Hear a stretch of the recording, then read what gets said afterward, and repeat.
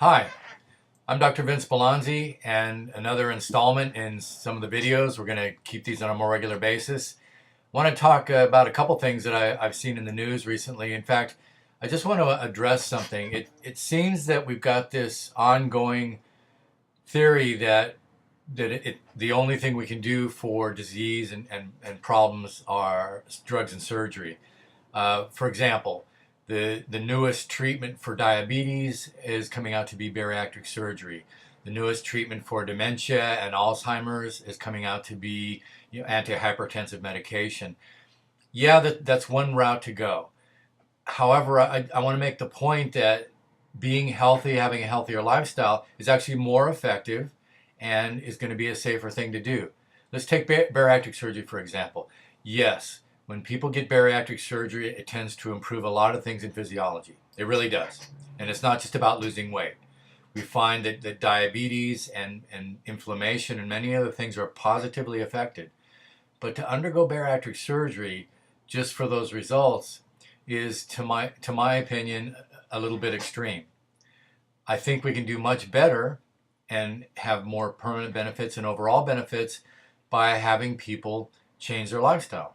You can get the same effects, in fact, in my opinion, better effects, by getting people to eat more real food, eat properly, and by getting them to do physical exercise. I guess it's easier in some ways to just go undergo surgery and then get some of the benefits and changes, but is that really the answer? Also, I mentioned in an earlier video that they're studying the difference between, say, somebody who's physically active and somebody who's not, what is present in the active person's blood and other tissues. They find different deposits of brown adipose tissue, and they're trying to see if they can then transplant that. There's a new pill that the researchers say can have some of the same effects as exercise as far as stimulating the building of muscle. But I don't see anywhere where it's better than actually doing the activity and getting the benefit of the adaptations of the body. For example, building muscle through exercise. It's not going to be the same as if you're trying to build muscle by taking a pill. It's not the same thing. It's like trying to equate walking with running. If I walk, yeah, I am going to have a similar calorie burn to the run, but I don't get the same physiological changes overall. I'm not going to see the changes in mitochondrial density and mitochondrial function. I'm not going to be the energy producer. I'm not going to have the health benefits that I would have from, say, jogging or running or a little more intensity from walking. Even though there's a similar calorie burn, you've got to be careful what you're comparing here. And now they're talking about the fact that a good way to treat dementia and Alzheimer's and cognitive function is to have people on antihypertensives, ACE inhibitors, things that actually improve blood pressure. Absolutely, if you improve the blood pressure picture, you're going to have better brain function because hypertension can actually disturb or interfere with brain function. But we know that hypertension is about reducing inflammation. It's about correcting kidney function, correcting angiotensin, some other things in the body. That doesn't require a drug. Now, it's nice to say that I can give you a pill and I can help you and all that's fine. And I'm not saying that we never do that, but there's better results from having a better lifestyle. So if I can get people to eat real food, if I can get people to have physical activity, because walking actually did a better job than what I've just read in this study. Just having people that are aged walk. This study was done in people age 70, and yes, the drugs, the angiotensin altering drugs and the ACE inhibitors showed an actual benefit to cognitive function, to improving dementia. But more so does walking and physical activity and eating real food. So my opinion, but I'm proposing this out to you, is that what we need to do is change lifestyle so it benefits our health instead of waiting for or looking for the pill, the potion, the procedure that's going to make the improvement, because it's not the same. Bariatric surgery does not confer the same benefits in total that lifestyle does. Neither do these pills and other procedures that are proposed. It's great that we can perhaps develop a therapy by actually studying the physically active and health person and maybe confer some of their benefits on somebody who needs some help.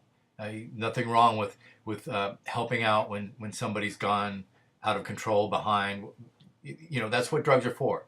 They're a band-aid. They're a short-term life support. So I've got a problem, I can go to a doctor. The doctor can use as a tool a drug to help me get things back under control. That's not the final answer, though.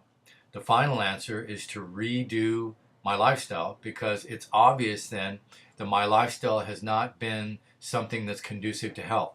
If I've created or allowed the process of dementia to occur, then something isn't quite right in my lifestyle or how my lifestyle fits my genetics. That's where I need to start looking. If a doctor or you start taking a medication or you get a procedure to correct a problem, then it's really your responsibility to figure out what can be done further so that you don't necessarily need to take pills or get procedures or continue down that path. It's an acute path. It's like emergency medicine. But once you've gone to the emergency room and the emergency is averted for a bit, then what you want to do is create a lifestyle that doesn't take you back to the emergency room. I hope that makes sense to you. So I applaud the researchers for finding things that can be effective as treatment, but it still comes down to what we do in our lifestyle as far as the final results. So there's many paths up the mountain, and drugs and pharmaceuticals and procedures like surgeries can be a tool, but it doesn't mean that's the end. I hope that makes sense to you. So again, the news is showing that what researchers are finding. If you go actually read the research, it's amazing what we can possibly do to help people out. But then we need to take the next step and have a strategy to be healthy and find wellness. So this is Dr. Vince Belanzi. If you have more questions, pick up my book. It's called Health Recklessly Abandoned. Or you can give me a call at Pure Health Design. I'm here in Austin, Texas. Our phone number is 512-473-8900. And you can find us at www.austinpurehealth.com. So keep looking for more videos. Please send me questions and we'll get those addressed. And have a happy day.